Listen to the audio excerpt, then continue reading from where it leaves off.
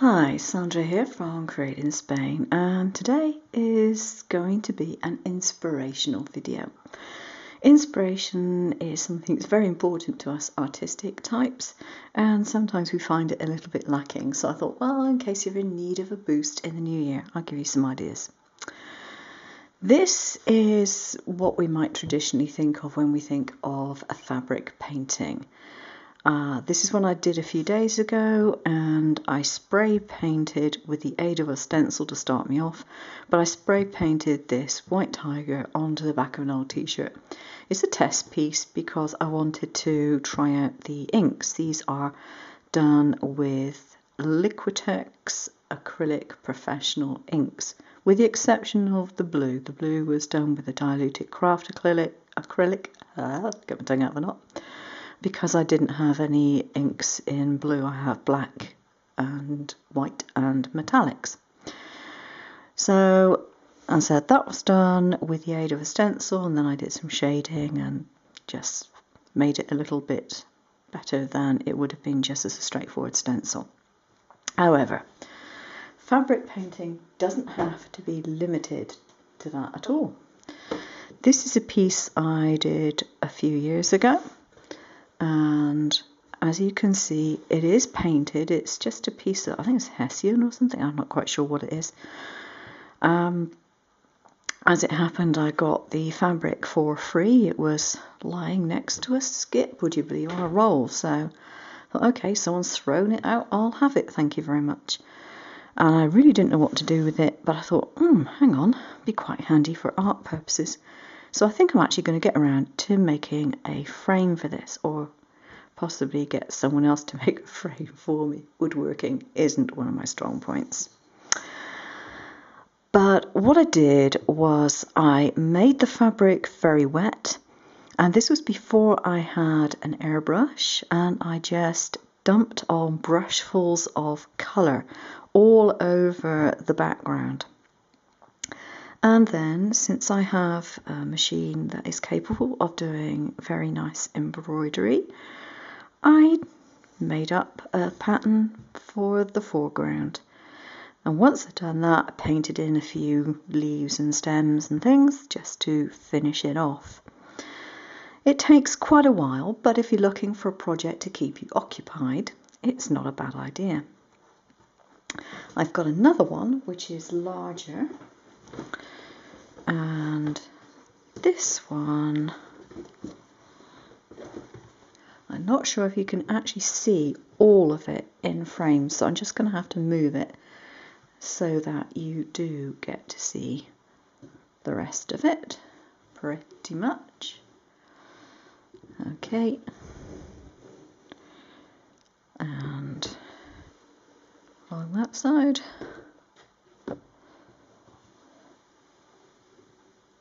And there. So this is quite a big piece, and it did take a very, very long time to do.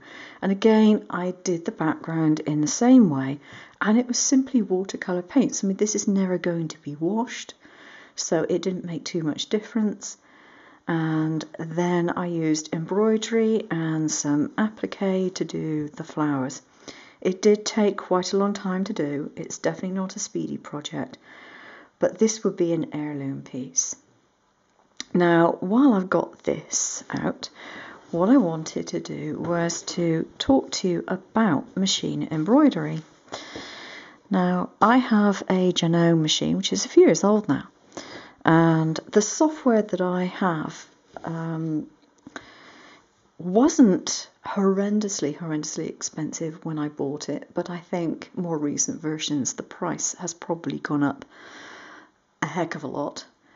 I use a program called Creative Drawings, and I have version 6, and they don't have version 6 anymore.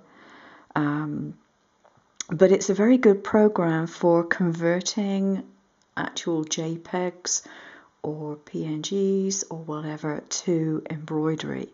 And literally all I have to do that is to take my design, click a few buttons, and it converts it into stitches. And I can change everything about the stitches, from the colour to, for example, the pattern of the stitch. I can do quilting stitches, all sorts of things with that software. Now, a lot of people who have embroidery machines do have software which does something very similar. And I think Bernina do one which is very similar to that. And if you've got it, it's great.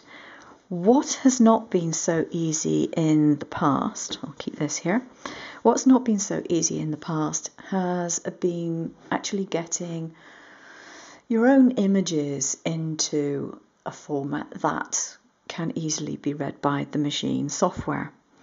And for this now, I would suggest using an iPad and a program called Concepts. It is a drawing package and it's available only for the iPad, but it's a very good drawing package. And what it allows you to do is it allows you with a pencil, with an Apple Pencil or another stylus, to draw your line drawings very, very accurately. And it means that you can, for example, with the outline of this, you can make sure that the outline is precisely 1 millimeter thick all the way through, or 0.5 of a millimeter thick all the way through. However thick or thin you want it, you can make sure that line is consistent all the way through, which is something that has been very difficult to do if you were trying to draw your own images and convert them to JPEG. With Concepts, you can export the images to various formats, including SVGs, JPEGs and PNGs, and several other formats as well.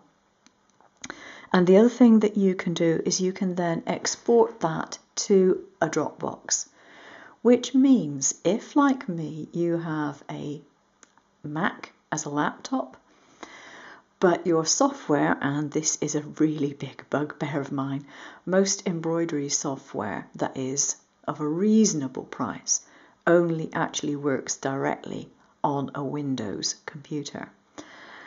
And I have recently managed to get my hands on one of my son's old laptops that he was storing.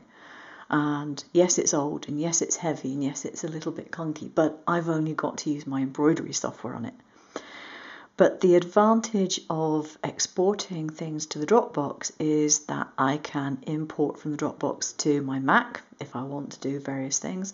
I can import to my Windows laptop if I want to use that. And it makes all my files easily accessible. So all these new technologies are actually helping us in our crafting.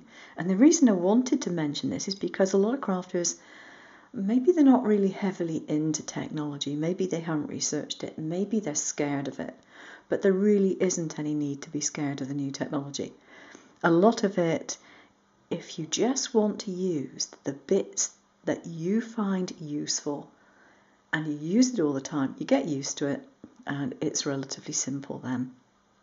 So there we go, a little bit of inspiration, and I hope you might have a go, even if you just use your own drawn designs and then transfer them manually to a canvas and stitch them by hand if that's the way you want to do it. There's no reason why you shouldn't.